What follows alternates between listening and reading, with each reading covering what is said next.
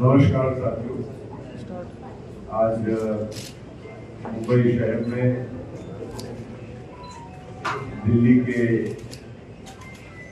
लोकप्रिय मुख्यमंत्री माननीय श्री अरविंद केजरीवाल जी और पंजाब के लोकप्रिय मुख्यमंत्री माननीय भगवंत मान जी और उनके साथ राज्यसभा में आम आदमी पार्टी के नेता माननीय संजय सिंह जी, साथ में आए हुए उनके पार्टी के राज्यसभा सांसद और युवा नेता माननीय राघव चड्ढा जी और दिल्ली की मंत्री महोदया माननीय आतिशी जी आज यहाँ मुंबई में राष्ट्रवादी कांग्रेस पार्टी के राष्ट्रीय अध्यक्ष और हमारे नेता आदरणीय शरद पवार जी को और उनके साथ हम सभी उनके सहयोगियों को आज केजरीवाल जी के और मान साहब के नेतृत्व में यहाँ मुलाकात हुई और देश की विभिन्न राजनीतिक गतिविधियों के बारे में चर्चा शीर्ष नेतृत्व ने की और खास करके वर्तमान राजनीतिक परिस्थिति के साथ साथ जो पिछले कुछ दिनों में सुप्रीम कोर्ट के माध्यम से उच्च न्यायालय सर्वोच्च न्यायालय के माध्यम से जो 5 बेंच की खंडपीठ जो 5 मेंबर कॉन्स्टिट्यूशन बेंच जो पिछले 8 वर्षों से दिल्ली सरकार की याचिका पर गंभीर तरह से सुनवाई के बाद अपने जजमेंट को पिछले दिनों में उन्होंने जो आप हमारे सबके सामने प्रस्तुत किया उसमें 5-0 के जजमेंट के साथ उन्होंने दिल्ली सरकार की जो याचिका है उसको मंजूर किया और जो दिल्ली सरकार अपने अधिकार के लिए लड़ रही थी, खास करके जो एडमिनिस्ट्रेशन के जो पूरे मुद्दे होते हैं जिसमें दिल्ली सरकार को स्वायत्ता होनी चाहिए, अधिकार होना चाहिए, क्योंकि दिल्ली एक नेशनल कैपिटल रीजन है मगर वहाँ की विधानसभा है और वहाँ के सरकार मुख्यमंत्री महोदय के चुने हुए मुख्यमंत्री महोदय के अधीन काम करती है, तो उनको सारे अधिकार जो मिलने चाहिए एक राज्य सरकार के, खास करके एडमिनिस्ट्रेशन ट्रांसफर पोस्टिंग के बारे में वो सुप्रीम कोर्ट ने मंजूर किया। लेकिन उसके पश्चात केंद्र सरकार ने ऑर्डिनेंस लाकर उस सुप्रीम कोर्ट के रूलिंग को एक नए कानून का स्वरूप देने का काम किया और वो ऑर्डिनेंस स्वाभाविक है कि ऑर्डिनेंस तब तक ही लागू रहता है जब तक वो कॉन्स्टिट्यूशनली पार्लियामेंट में संसद में उसको पारित नहीं किया जाता है। तो आने वाले लोकसभा और राज्यसभा का जब सत्र शुरू होगा तो ये ऑर्डिनेंस भी वहाँ पर बिल के द्वारा कानून के द्वारा वहाँ पर पार्लियामेंट में प्रेषित होगा और लोकसभा और राज्यसभा में दोनों सदनों को फिर उस पर मतदान करने का और बहस और मतदान करने का अधिकार रहेगा। तो इस बारे में भी माननीय मुख्यमंत्री अरविंद केजरीवाल जी ने और साथ साथ मान साहब ने भी पवार साहब से खास करके आगे आने वाले इस विधेयक के बारे में चर्चा की और उन्होंने कहा कि सभी विपक्षी दलों ने इसमें एकजुटता और एकता दिखाकर इस बिल का मुकाबला करना चाहिए। सरकार की जो नीति है जिसकी वजह से एक गलत परंपरा की शुरुआत हो रही है जहां एक चुनी हुई सरकार का अधिकार छीना जा रहा है और जो इनके आने के पूर्व जो सरकार थी जिसको कभी इस तरह का कभी कोई समस्या का सामना नहीं करना पड़ा, लेकिन आज केंद्र और राज्य के बीच में जो संघर्ष के वजह से दिल्ली के प्रशासन पर बहुत उसका विपरीत परिणाम हो रहा है। तो उन्होंने पवार साहब को गुजारिश की एनसीपी के नेता के नाते भी और साथ साथ में देश के वरिष्ठ राजनेता के नाते कि उन्होंने भी इस मामले में एक मत बनाने की पूरे विपक्षी दलों में कोशिश करना चाहिए, ताकि ये बिल को वहां पर खास करके राज्यसभा में, क्योंकि लोकसभा की तो संख्या सभी को मालूम है, लेकिन राज्यसभा में संख्या किसी का भी स्पष्ट बहुमत नहीं बनता है और सभी विपक्षी दलों ने, सरकार के बाहर वाले विपक्षी दलों ने एक होकर अगर मतदान किया तो उसका जरूर फायदा हो सकता है। तो ये बात आज मुख्यमंत्री महोदय ने पवार साहब के सामने रखी, तो मैं ज्यादा वक्त न लेते हुए बाकी की बात वही करेंगे।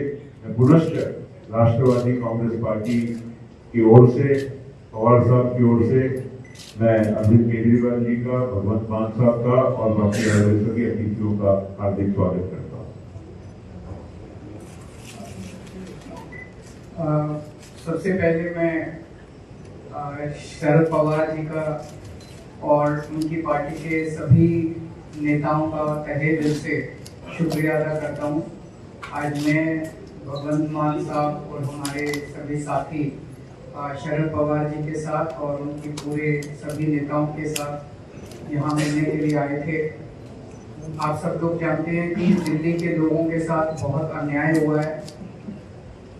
2015 में जब हमारी सरकार बनी थी तो 23 मई 2015 को एक सिंपल सा नोटिफिकेशन जारी करके केंद्र सरकार ने दिल्ली सरकार की सर्विसेज की अधिकारियों के ऊपर कंट्रोल करने की सारी पावर छीन ली। 2015 से लेके 23 मई 2015, अब मई 2023 हो गया। 8 साल से हम लोग कोर्ट कचहरी के चक्कर दिल्ली के लोग काट रहे थे। 8 साल के बाद सुप्रीम कोर्ट ने 5-0 संविधान पीठ ने, कॉन्स्टिट्यूशन बेंच ने 5-0 से पूरा का पूरा ऑर्डर दिल्ली के लोगों के हक में दिया कि दिल्ली के लोग जो सरकार चुनते हैं उस सरकार को काम करने का पूरा अधिकार होना चाहिए। अगर वो काम नहीं कर सकती तो दिल्ली के लोगों को चुनाव करने की, सरकार चुनने की क्या फायदा। पूरा हमारे हक में आया। लेकिन जो लड़ाई 8 साल में हमने जीती, 11 मई को ऑर्डर आया, 19 मई को 8 दिन के अंदर इन्होंने ऑर्डिनेंस लाके उसको खत्म कर दिया। सारी पावर वापस, उन्होंने कहा कि केंद्र सरकार के पास या केंद्र के एलजी के पास सारी पावर होगी। तो जैसा अभी एक्सप्लेन किया कि अब ये बिल के रूप में आएगा पार्लियामेंट में, तो हम पूरे देश में एक पार्टी के पास जा रहे हैं, उनसे निवेदन कर रहे हैं कि दिल्ली के लोगों के साथ न्याय होना चाहिए। दिल्ली के लोगों के लिए समर्थन मांग रहे हैं कि जब ये संसद में बिल आएगा तो इसको बिल को हराना है। तो मैं एनसीपी का, पूरी पार्टी का, शरद पवार साहब का खास तौर से तहे दिल से शुक्रिया अदा करता हूं कि उन्होंने पूरा समर्थन देने की हमें आश्वासन दिया है कि जब ये बिल राज्यसभा में आएगा तो राज्यसभा में इस बिल को पास नहीं होने देंगे। जैसा भी प्रफुल्ल पटेल साहब ने बताया कि राज्यसभा के अंदर किसी भी पार्टी का स्पष्ट बहुमत नहीं है, तो अगर नॉन बीजेपी सारी पार्टियां इकट्ठी होती हैं तो ये बिल गिर सकता है। पहली चीज ये कि ये दिल्ली की लड़ाई नहीं है, दिल्ली के लोगों के साथ जो हो रहा है ये पूरे फेडरल स्ट्रक्चर की लड़ाई है। जिस तरह से पूरे देश के अंदर किसी भी राज्य में अगर वहां के लोग नॉन बीजेपी पार्टी को वोट देके उसकी सरकार बनाते हैं तो भारतीय जनता पार्टी की केंद्र सरकार उनके साथ 3 बर्ताव करती है। पहला, या तो उनके विधायकों को खरीद के उनकी सरकार गिरा देती है और बीजेपी की सरकार बना लेती है। दूसरा, या फिर ईडी और सीबीआई को भेज के उनके विधायकों को डरा के, धमका के, पार्टी को तोड़ के, सरकार को तोड़ के उनकी सरकार गिरा देती है और अपनी बीजेपी की सरकार बना लेती है। और तीसरा, अगर ना बिके ना टूटे तो फिर अध्यादेश लाके, ऑर्डिनेंस लाके गवर्नर के जरिए उनको काम नहीं करने दिया जाता। ये देश के लिए बहुत खतरनाक स्थिति है और मैं समझता हूँ महाराष्ट्र के अंदर आप सब लोग इसके भुक्तभोगी हैं। हमने कुछ महीने पहले देखा कि यहाँ पे किस तरह से जनता के द्वारा चुनी गई सरकार को किस तरह से ईडी के द्वारा, सीबीआई के द्वारा, पैसों के द्वारा तोड़ के, एमएलए को तोड़ के और पूरी सरकार को गिरा दिया गया। ये देश के लिए अच्छी परिस्थिति नहीं है। कि अगर केंद्र सरकार, अगर उन्होंने मैसेज दिया है कि अगर कोई बीजेपी को वोट नहीं देगा, बीजेपी की सरकार नहीं बनाएगा, तो हम सरकार चलने नहीं देंगे या सरकार तोड़ देंगे। ये देश के लिए बहुत खतरनाक स्थिति है। तो हम पूरे देश के लोगों के पास जा रहे हैं, लोगों को जोड़ रहे हैं। लोग पूछ रहे हैं ये विपक्ष की एकता है क्या? ये पक्ष और विपक्ष की बात नहीं है, ये देश की बात है, देशभक्तों की बात है। देश, जितने इस देश के अंदर देश को चाहने वाले लोग हैं, जितने इस देश के अंदर देश को चाहने वाली पार्टियां हैं, उन सबको इकट्ठा कर रहे हैं हम लोग। तो जितने देश को चाहने, कोई देश को चाहने वाला व्यक्ति ये नहीं बोल सकता कि भाई इस तरह से चुनी हुई सरकार को तोड़ के, खरीद के, अध्यादेश जारी करके काम ना करने दिया जाए। तो मैं फिर से तहे दिल से शुक्रिया अदा करना चाहता हूँ शरद पवार साहब का कि आपने हमें, और शरद पवार साहब देश के, आज मैं समझता हूँ कि he is one of the tallest leaders which the country has. So हम शरद पवार जी से हमने निवेदन किया कि आपका तो सहयोग मिलेगा ही, लेकिन आप सारी पार्टियों से बात करके उनको सबको भी इस बिल के खिलाफ इकट्ठा करेंगे। और मैं समझता हूं कि अगर ये राज्यसभा में बिल गिर जाता है, बीजेपी पास नहीं करवा पाती है, तो ये आप इसको 2024 का सेमीफाइनल मानिएगा। फिर मैसेज ये होगा कि 2024 में मोदी जी की सरकार नहीं आ रही है। बहुत बहुत धन्यवाद, बहुत बहुत शुक्रिया पटेल साहब, हमारी पार्टी के प्रेसिडेंट अरविंद केजरीवाल साहब और एनसीपी के नेता और देश के बड़े नेताओं में जिनका शुमार होता है माननीय शरद पवार जी, मेरी पार्टी के राज्यसभा के साथी, सभी मीडिया वाले साथी। मैंने कुछ ज़्यादा नहीं बोलना, बहुत सीनियर लोग बैठे हैं, इन्होंने बोल दिया है। मैं सिर्फ इतने कहूँगा कि लोकतंत्र को बचाने की लड़ाई है। कहने को तो हम biggest democracy of the world कहते हैं, लेकिन अगर अंदर एक झाग अंदर देखा जाए तो डेमोक्रेसी डे बाय डे ये हत्या कर रहे हैं डेमोक्रेसी की।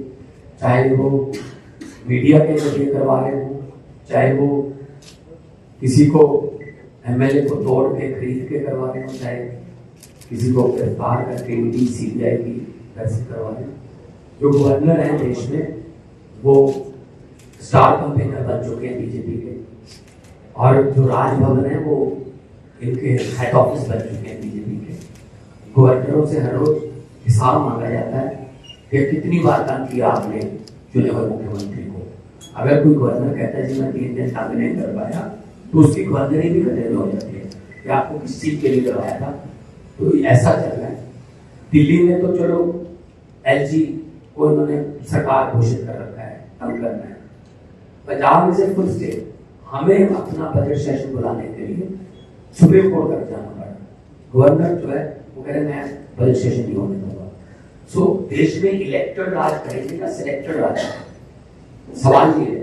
तो फिर 140 करोड़ जनता जो है वोटिंग के लिए लाइन में क्यों रखती है? क्यों करोड़ों अरबों रुपया खर्चा जाता है अगर सिर्फ 30-31 गवर्नर और एक प्रधानमंत्री नहीं देश चलाना है? तो ये बहुत ही खतरनाक है फेडरल स्ट्रक्चर के लिए।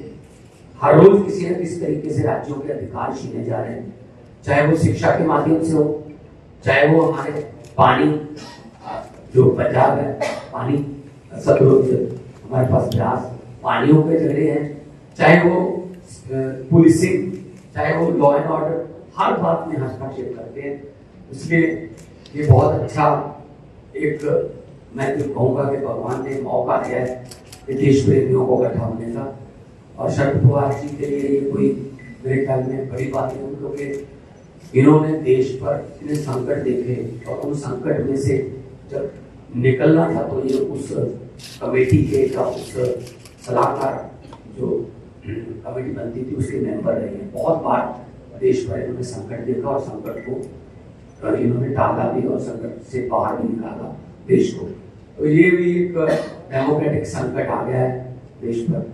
इसीलिए शरद पवार जी के यहाँ पर आप आए हैं कि आप एक बार फिर अपने अनुभव का इस्तेमाल करके और इस देश को बचाइए, इस देश की डेमोक्रेसी को बचाइए, ताकि हम आने वाली पीढ़ियों को ये जवाब दे सकेंगे। जब डेमोक्रेसी को खत्म किया जा रहा था तो क्या कर रहे थे, कम से कम हम ये कह सकें कि हम ट्राई कर रहे थे, हम कोशिश कर रहे थे और हम किसी भी माध्यम से इसको रोकना चाह रहे थे। बहुत बहुत धन्यवाद।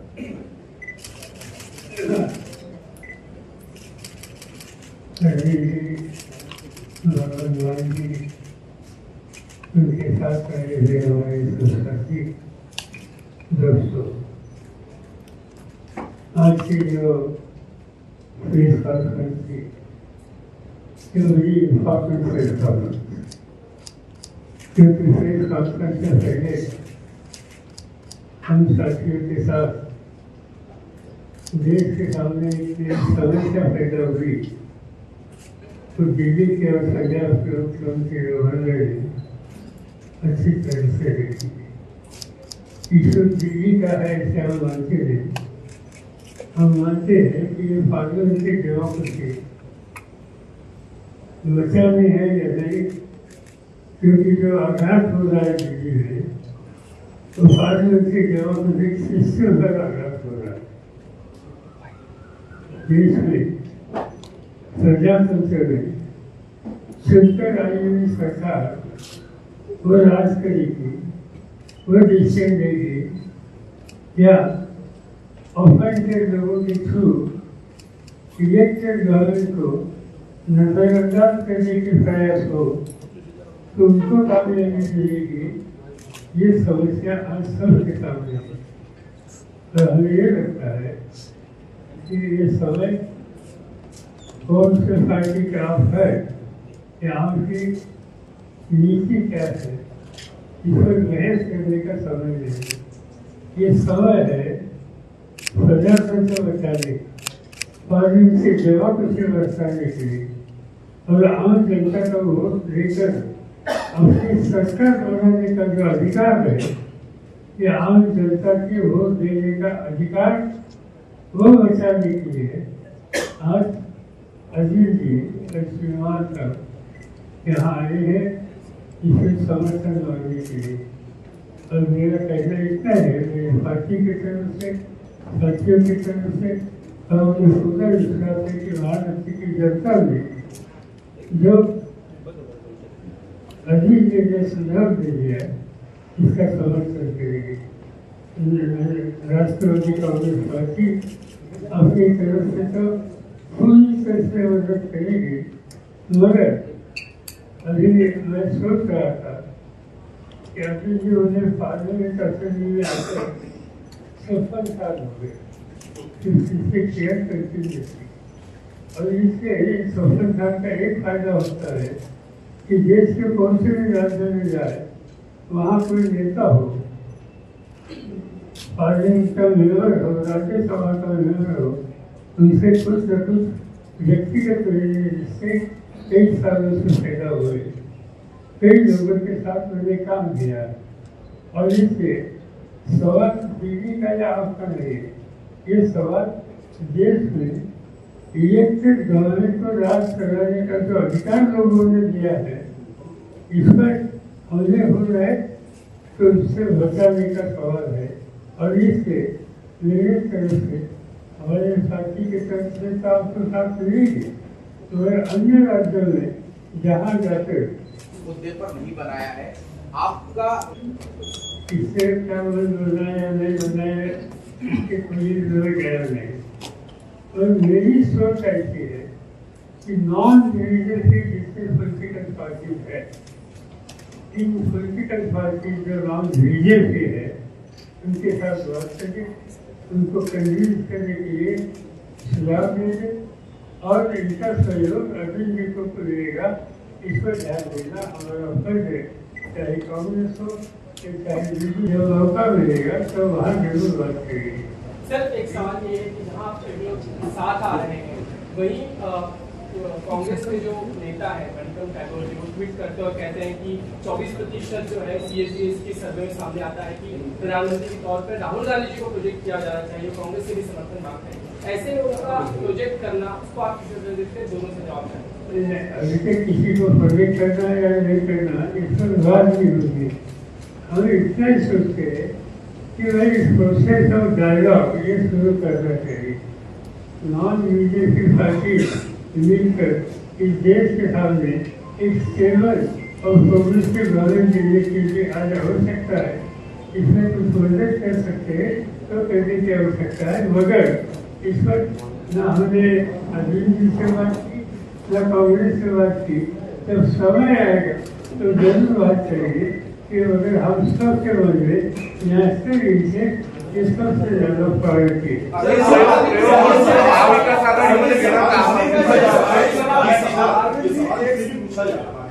क्योंकि महाराष्ट्र की बात करें तो शिवसेना की तरफ से आता है, उद्धव ठाकरे की शिवसेना की तरफ से आता है कि हम 18 सीटों को लेकर पहले से ही अपना दावा कर रहे हैं, लोकसभा की सीटों को लेकर एनसीपी का अपना रुख है। तो जो बातचीत का प्रोसेस इसके बारे में आप बात कर रहे हैं, तो वहाँ पे कहीं पर म्यूचुअल ग्राउंड बनता हुआ यहाँ पर तो नजर नहीं आ रहा है। इससे यह सवाल बात सीधी है कि हमने ये बात जरूर की, यहाँ 3 पार्टी मिलकर काम करना चाहते हैं। 3 पार्टी ने 2 साथियों को डिस्कस करो, तो डिस्कशन की प्रोसेस शुरू करो। अभी तक वो प्रोसेस शुरू नहीं हुई, तो ये हो जाएगी। और चिंता मत करो, यहाँ से ठीक रास्ता निकलेगा।